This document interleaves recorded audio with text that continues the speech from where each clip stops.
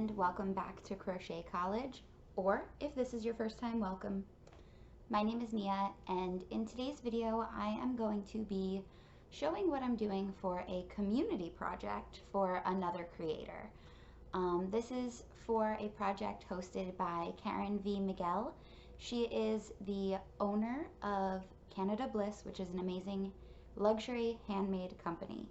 So I'm going to link to her stuff all in the description box down below so you can check her out, because I think you will be a fan just like I am if you don't already follow her. So for this project, she had tasked us with creating a 6" by 6" square for an intentions jacket or coat, an intentions coat. And in mine, I am creating my square design with the intention for someone who is near and dear to my heart, who has a partner who is struggling with mental illness in their age, associated with older age. So I am enjoying the fact that I get to share some positive intentions for this person that I love, as well as create a beautiful design that will be a part of a bigger project. So if you know of any more community projects, I do want to get involved, so post them in the comments down below. But with that, let's get started creating this beautiful floral starburst granny square. To make this project today, I will be using the following supplies. I have 6 balls of different colored yarn. You certainly don't need to do this. You could do this in one color or a few different colors. I chose to use 6 for this design because I think that gradient is just going to look beautiful. I have a yarn needle to help hide in some of my tails. I've got my 3mm crochet hook and a pair of scissors. The first yarn I'm going to use is this light pink. Then I'm going to go into this kind of peachy orange to yellow, white, this light blue, and then this teal. I'm going to begin this granny square pattern today with a magic ring. I know a lot of people who, when they create their starburst granny square or even just their regular granny square, they like to begin with a chain 4 ring, or I've seen a chain 5 ring. You can certainly do that for this pattern.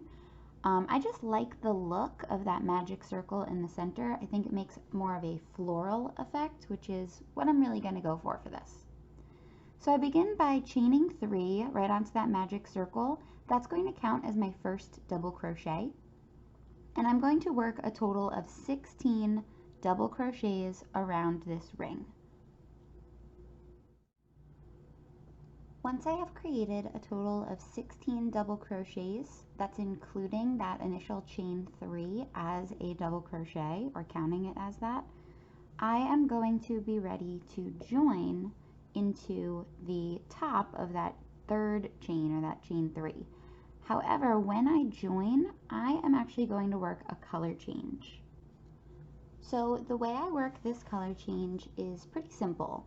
What I do is without picking up any yarn from the color 1, or that pink that I was using, I insert my hook into the top of that chain 3, or that first spot that I'm counting as a double crochet. I'll then pick up my next color just by hooking it, and I will pull that through as if it was a slip stitch. While I'm doing this, I want to make sure that I have that working end of the color 1 tight, so it doesn't become a loose stitch. And then from here, I just make sure I leave a decent sized tail of my color 2. I will chain 3 to get up to height. And that's all. Now, once I'm at the chain 3, I'm going to begin working 1 puff stitch into the top of each of the double crochets from the previous round. So I'm going to work the puff stitch with a total of like 4 yarn over pull throughs. So I'm going to start right on that first stitch there. We've got a yarn over, pull through, yarn over, pull through, yarn over, pull through, and yarn over to pull through. So I've got a lot of those loops on my hook. We've got 1, 2, 3, 4, 5, 6, 7, 8, 9 total loops on my hook. From here, I'm going to yarn over and pull through all of them, and then do a chain 1, and that will complete my puff stitch. So I'm going to again model that. I'll go a little slower on this one. I'm yarning over once, inserting my hook through the top of the next stitch, pulling through and kind of stretching it up. And then I'll yarn over again, insert my hook, pull through, yarn over, insert my hook, pull through and stretch, yarn over, insert my hook, pull through and stretch. So that's 4 pull throughs. I'm then going to yarn over and pull through all 9 of those loops and then do a chain 1. So I'm going to continue working 1 puff stitch in each of the 16 stitches from the previous round. After I finish my round 2, that's usually when I will start to pull my magic ring. So that's where you find that string that's got it all attached, and you just kind of pull it taut. And I love the way that that almost looks like the center of a flower once you get it nice and tight. I'm using a cotton nylon blend right now, so I'm trying not to pull it too tight because it is mostly cotton, so I don't want to accidentally rip it. But once I get it to a beautiful point there, then I will begin working towards my round 3. So at the end of round 2, I am going to work another color change. I like to do that the same way I did in the previous round. I'll insert my hook right into the top of that chain 3 that I started the round with. I'll grab my next color, leaving a long tail, so this way I have a lot of stuff to help me weave it in later, and pull it through as if I was working a slip stitch. Next, I will chain 3 as if I was beginning a double crochet. So now for this round, what I'm going to do is work some clusters.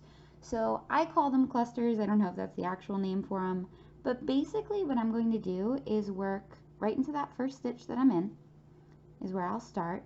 I'm going to do a yarn over, insert my hook into the stitch, right in between where the puff stitches are, so that kind of chain 1 space. And I will pull it up. Now I am going to yarn over and pull through those 2, but I will not yarn over and pull through again. So then I'm going to do that once more. I'll yarn over, pull through 2, yarn over, insert hook, pull up a loop, and pull through 2. So I've done that a total of 4 times, well 3 times plus that initial chain 3. And it almost starts to resemble like 3 half double crochets or plus that 1, so really 4. So I've got this little cluster of not quite completed double crochets that I will then yarn over and pull through all of those. So I'm going to model that again, but in between each cluster I am going to work a chain 2. So I worked a cluster, chained 2, and now I'm ready to work another cluster into the chain 1 space between my puff stitches. So I'm going to yarn over, insert my hook, pull up a loop, yarn over, pull through 2. Now I have 2 loops on my hook. Yarn over, insert, pull up, yarn over, pull through 2. Now I have those 3 loops on my hook. Yarn over, pull through, just those 2.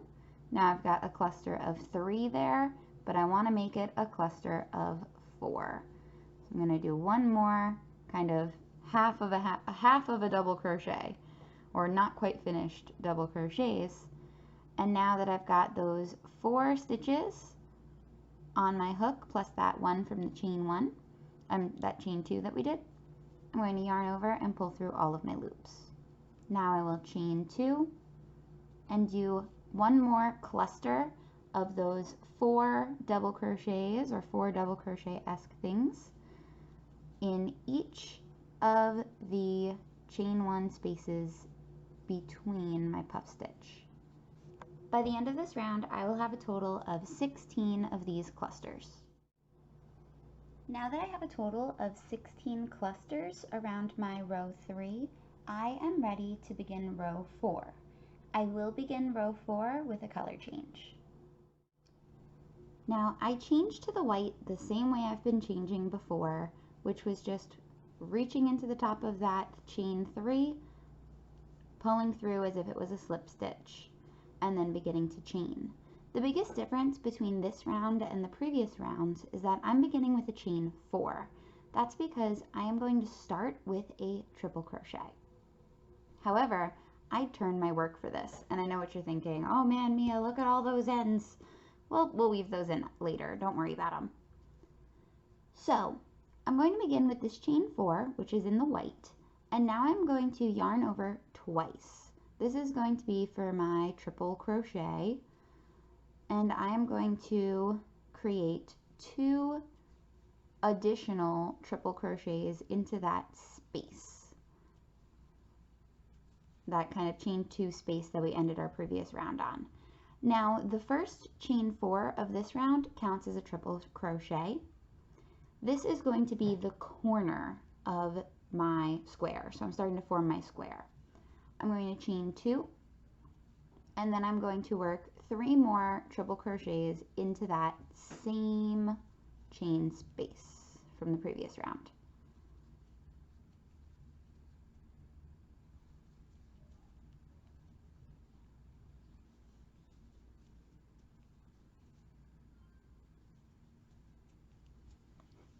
I know all these little strings are probably distracting here, but we'll weave those in at the end, don't worry. Once I finish that treble or triple crochet set, however you say it, I'll have 3, then a chain 2, and then 3 triple crochets. That's going to be the corner of my square. Next, without chaining, so I'm no chain space here, I'm going to begin working 3 double crochets into the next space from the previous round.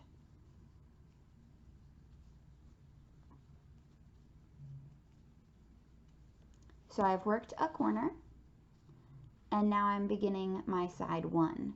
I've got 3 triple crochets, then 3 double crochets, no chaining in between. For the next chain space here, I'm going to work 3 half double crochets.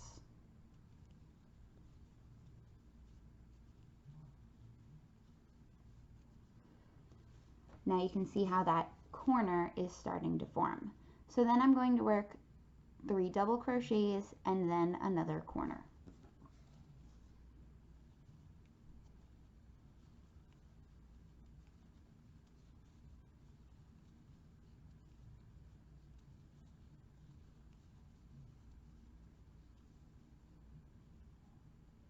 Now the corners again are made of triple crochets.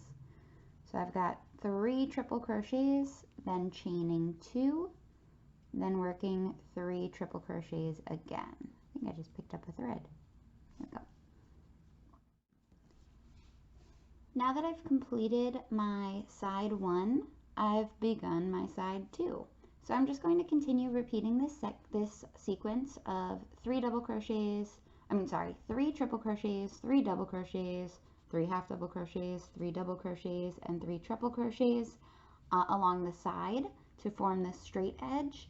And then I'm not chaining between sets of 3, but instead on each corner I will chain 2.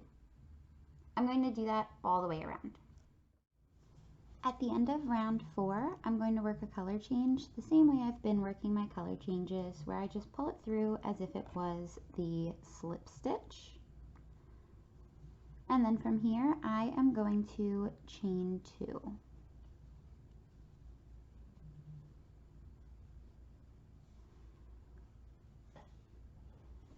Now I am going to turn my work around again. I'm going to chain 1 more to make it a chain 3, and I'm going to begin this round by working 1 double crochet in each stitch all the way across this side. Now that first chain I am going to count as a double crochet, that first chain of 3. Once I get to the end of this side and I hit that corner, I will be working 3 double crochets into that corner,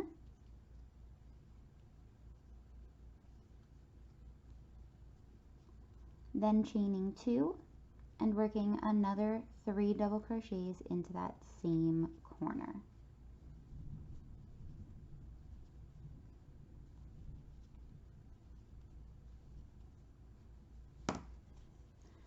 I'll then continue this round by working 1 double crochet into the top of each stitch and working the corner of 3 double crochets, chain 2, 3 double crochets all the way around. I'm going to finish round 5 the same way I finished all of the other rounds, by doing a color change. I'm going to switch to this awesome teal, and round 6 is going to be a repeat of round 5 in that I'm doing 1 double crochet in each stitch across, 3 double crochets, chain 2, 3 double crochets in each corner. When I finish round 6, I'll be at just about 6 inches on all sides. And the last thing I'll have to do before I can call this project finished is finish off my work and weave in all of these ends. Alright you guys, so this is my finished square, and I mean personally either side I think could work. Oh man, that's bright. Ah! The lights. Either side could really work to create the front or the back. I like the puffier side as the front personally, but Karen is the one assembling this, so she gets to decide which one she likes better, especially with matching all of the other designs that other people are creating. So wherever you feel it fits in, Karen, you're welcome to put it wherever you'd like, whichever way. This person that I created this for always told me how much they loved peach, and that was their favorite color, as well as peach flowers. So that's why I picked these colors for the floral pattern on the inside, and then I just loved the contrast with the cool colors around the outside. Plus it was all the same brand of yarn, so it's cohesive and it works well together. Thank you guys as always for crocheting with me, and if you enjoyed this video, please remember to leave a like and subscribe to my channel so that I can create more amazing patterns for you. I hope you guys have a wonderful day.